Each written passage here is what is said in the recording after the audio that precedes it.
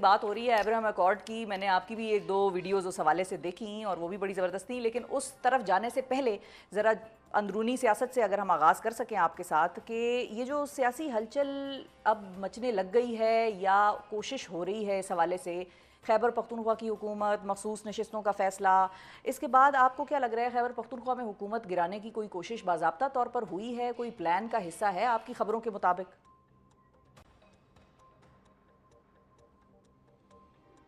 देखें, इसमें लग ये रहा है कि जो रूलिंग अलाइंस है उसके अंदर जो मुख्तलिफ उसकी जो मेंबर पार्टियां हैं उनके अंदर एक पार्टी जो है वो तो चाहती है कि खैबर पख्तूनख्वा में तब्दीली लाई जाए, लेकिन जो बाकी पार्टियां हैं और ख़ास तौर पे जिन पार्टियों की के साथ अली मीन गंडापुर साहब के ख़िलाफ़ तहरीक एतमाद कामयाब करवाई जा रही है, वो अभी तक ऑन बोर्ड नहीं है।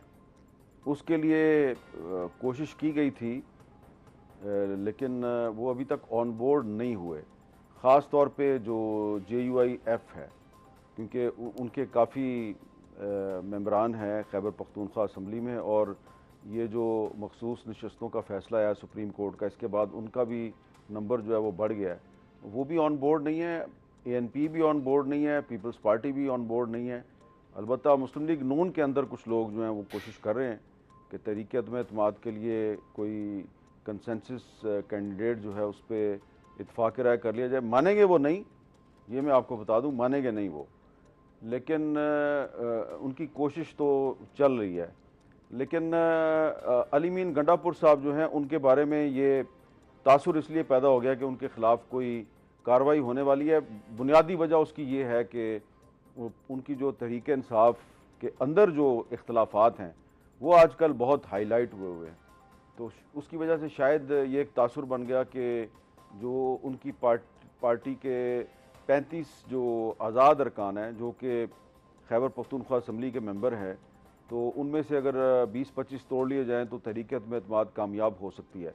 तो ठीक है। उसमें मेरा ख्याल है कि होमवर्क सही नहीं था जो इस्लामाबाद में बैठ के सोच रहे थे अच्छा। कि तहरीक अदम-ए-एतमाद कामयाब की जाए। उनको ये नहीं था पता कि वो जो 35 हैं वो एक्चुअली इंडिपेंडेंट नहीं है।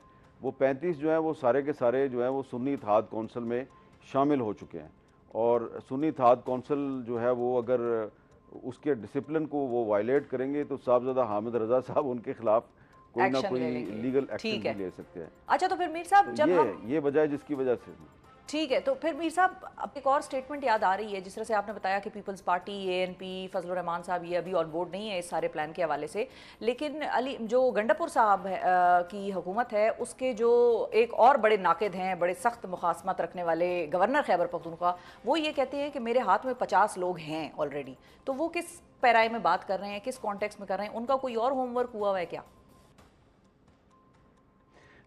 देखिए शफा साहबा, एक बड़ी मैं सीधी सी बात करूँगा।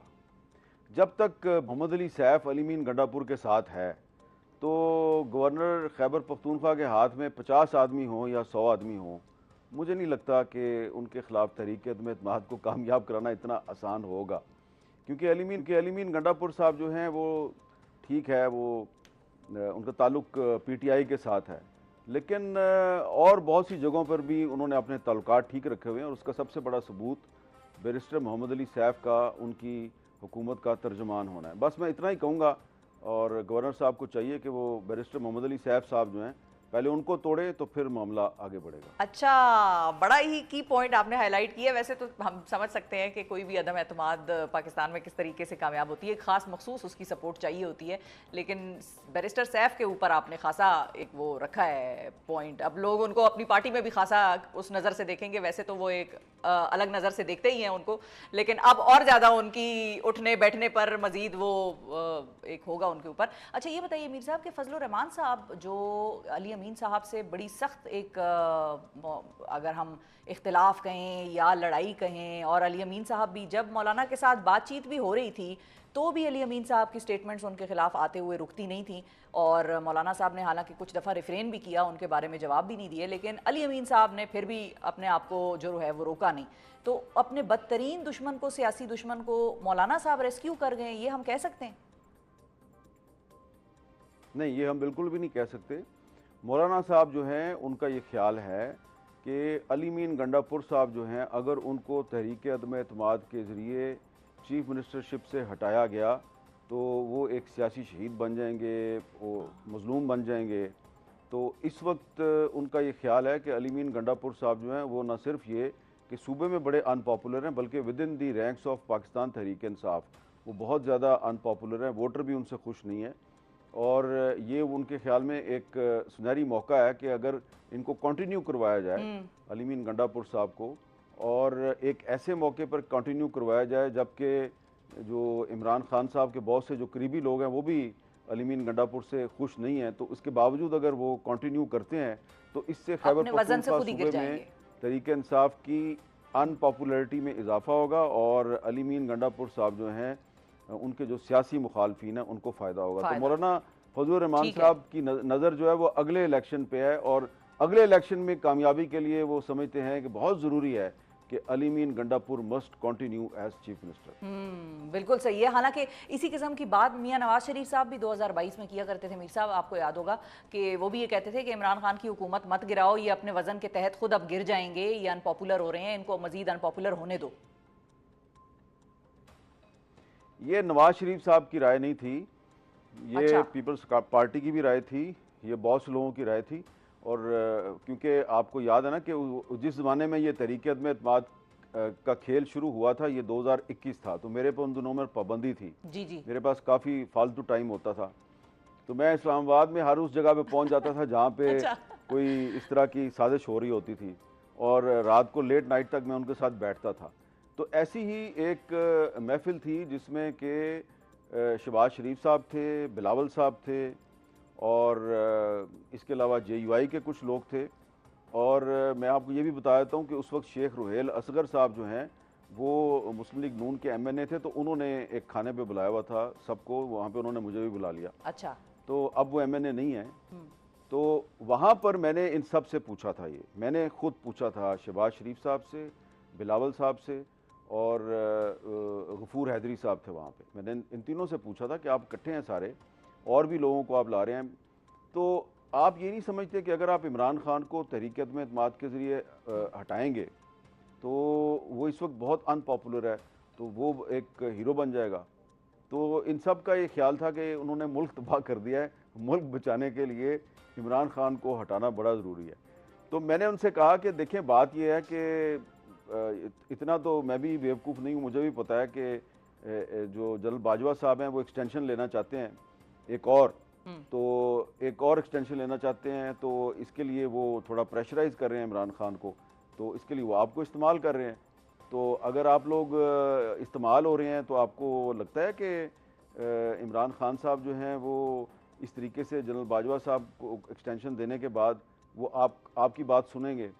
तो ये आए बाएँ शाएँ कर रहे थे सारे।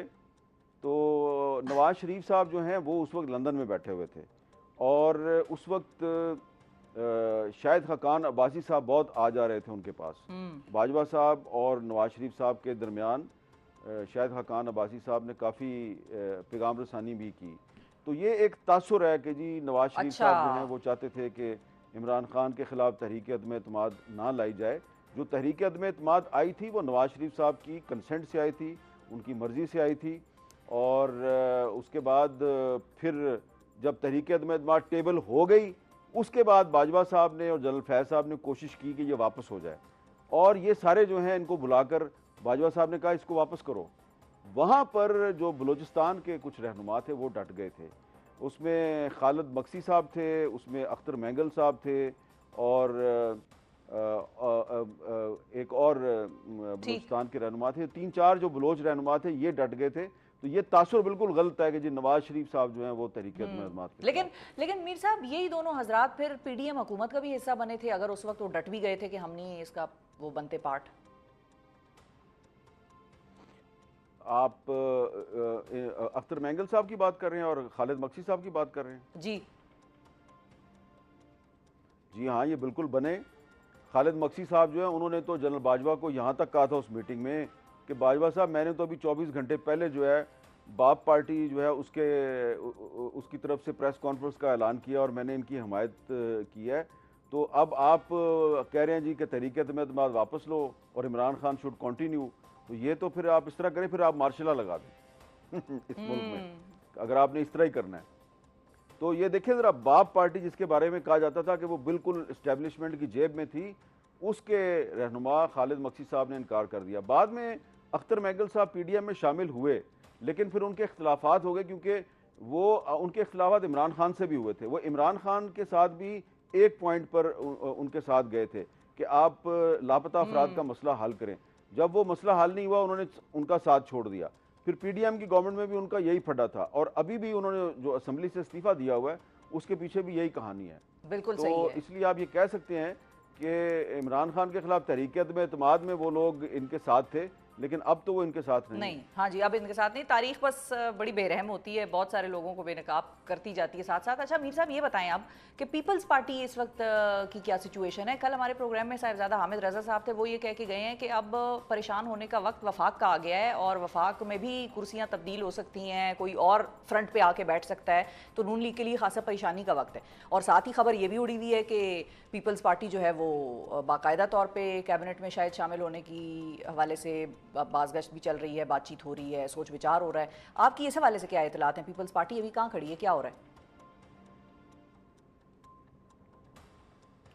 वज़ीर आज़म शहबाज शरीफ साहब कोशिश कर रहे हैं, काफ़ी अरसे से पीपल्स पार्टी को कन्विंस करने की कोशिश कर रहे हैं कि आप फेडरल गवर्नमेंट का हिस्सा बन जाएं, क्योंकि अभी पीपल्स पार्टी जो है ना, वो सिर्फ कॉन्स्टिट्यूशनल पोजीशंस लेके बैठी हुई है।